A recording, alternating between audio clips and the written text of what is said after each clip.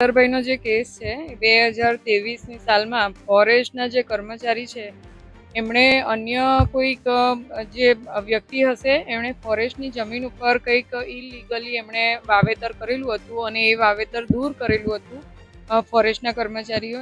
એના અનુસંધાનમાં આજે ચૈતરભાઈ વસાવા છે એમણે આ જે ફોરેસ્ટના કર્મચારી છે એમને એમના ઘરે બોલાવી અને એમને જે છે ધાક ધમકી આપેલી.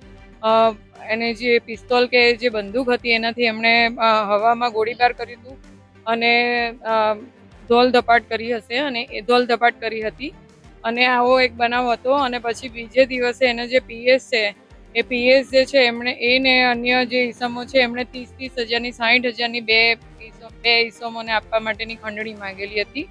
એના અંગેનો આ કેસ હતો અને આ કેસમાં આવી રીતના અહીંયા નામદાર એડિશનલ ડિસ્ટ્રિક્ટ એન્ડ સેશન જજ સાહેબની કોર્ટમાં એવી હીરપરા સાહેબની કોર્ટમાં ચાલી ગયો. અને આમાં શરૂઆતમાં ડીજીપી શ્રી જે ગોયલ સાહેબે ઇનિશિયલ એમણે આ ટ્રાયલ ચલાવેલી હતી અને ત્યારબાદ એમાં જે સ્પેશિયલ પીપી છે નાયર સાહેબ એમને અગાઉની કાર્યવાહી એમણે ચલાવેલી હતી અને આ કાર્યવાહી ચાલી જતા આજ રોજ નામદાર કોર્ટે 7 વર્ષની કેદની સજા અને 25,000 રૂપિયાનો દંડ જાહેર કર્યો છે અને તમામે 5 જે પુરુષ આરોપી છે અને 4 સ્ત્રી આરોપી છે તમામને રાજપીપળા કોર્ટમાં આપણે રાજપીપળા જેલમાં આપણે જ્યુડિશિયલ કસ્ટડીમાં લેવાનો હુકમ કર્યો છે હાલ.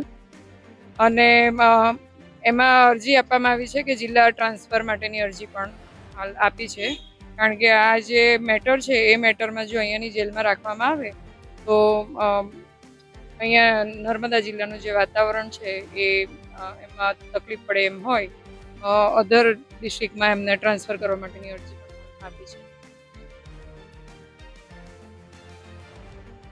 એમાં જરૂરિયાત જે ગવર્મેન્ટ સાક્ષીઓ હતા એ તમામ સાક્ષીઓને તપાસેલા હતા અને આ કેસમાં જે ફરિયાદી જે છે એમની પાસે એમણે ત્યાં યાહામોગી જે એ હતું આપણે ઓલું એટીએમ ત્યાંથી એમણે પૈસા ઉપાડવાનો પ્રયત્ન કર્યો હતો પણ એમનાથી પૈસા નીકળેલા નહીં.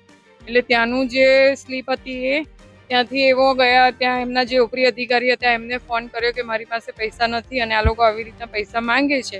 એટલે એમના ઉપરી અધિકારીઓ ઓનલાઈન 30,000 રૂપિયા નાખેલા હતા. એ 30,000 રૂપિયા અને પછી આ જે રૂપિયા જે છે તે જેમની ખેતીની જમીન હતી એમને ત્યાંથી મળી આવેલા. એટલે જેમની જે ફોરેસ્ટની જમીનમાં જેમણે ઇલીગલી વાવેતર કરેલું હતું એમને ત્યાંથી મળી આવ્યા. એટલે એ બધું આખા પુરાવા બધા ફિટ હતા અને એ ફિટ પુરાવાઓને આધારે આજ રોજ આ સજા જાહેર કરી છે નામદાર કોર્ટે.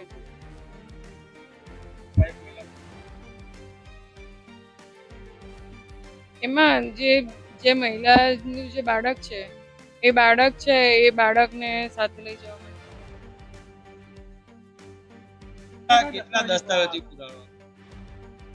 ઓકે મેં કીધું એ જ દસ્તાવેજી પુરાવાઓ હતા. બધું ચેઇન આખી કમ્પ્લીટ થતી હતી કે ક્યાંથી પૈસા મળ્યા શું થયું વાતે.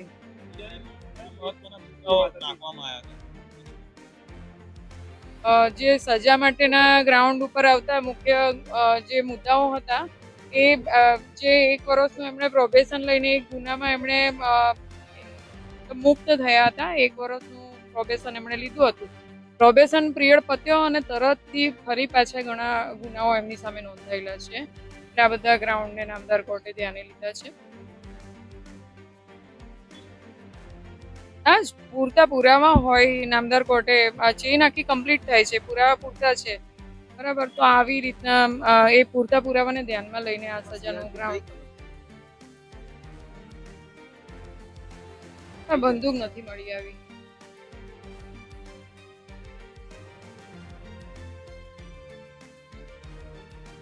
એમના તરફથી એ જ એમનું અત્યારે શું બેકગ્રાઉન્ડ છે અત્યારે મતલબ ફેમિલી બેકગ્રાઉન્ડ શું છે ને એ બધી એમને કે અમારું જે આ પરિસ્થિતિ છે એ પરિસ્થિતિના આધારે અમને ઓછી